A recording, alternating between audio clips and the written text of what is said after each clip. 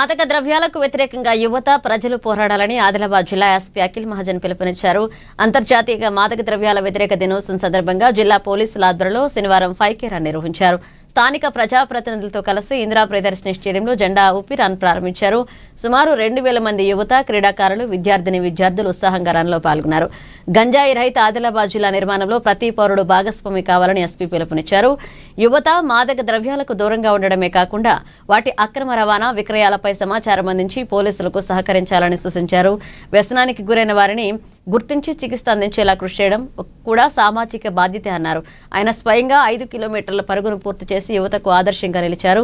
అనంతరం పురుషులు, మహిళల విభాగాల్లో విజేతలైన తొలి 10 మందికి సైకిళ్లు, ప్రశంసా పత్రాలు అందజేశారు. ముఖ్యమంత్రి గారు సంకల్పంతో పనిచేస్తూ ఉన్నారు కాబట్టి ఈరోజు మన జిల్లాలో ఒక యాంటీ డ్రగ్ రన్ ఏర్పాటు చేశాము.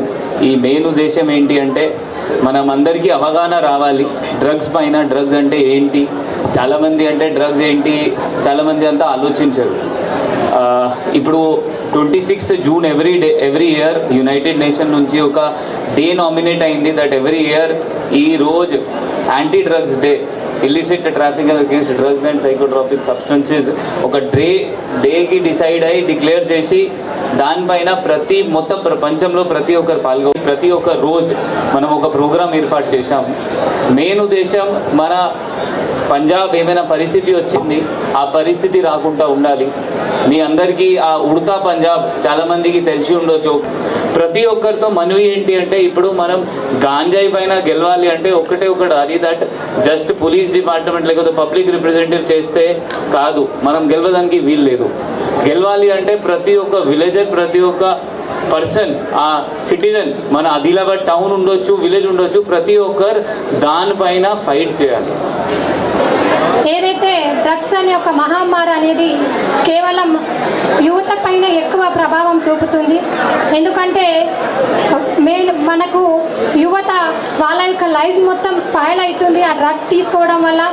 కేవలం యువతనే కాదు, వాళ్ళ ఇంట్లో ఒక కుటుంబం పాడవాలంటే, ఎందుకంటే తల్లిదండ్రులు ఎన్నో ఆశలు పెట్టుకొని వాళ్ళ పిల్లల్ని చదివిస్తారు పాపం.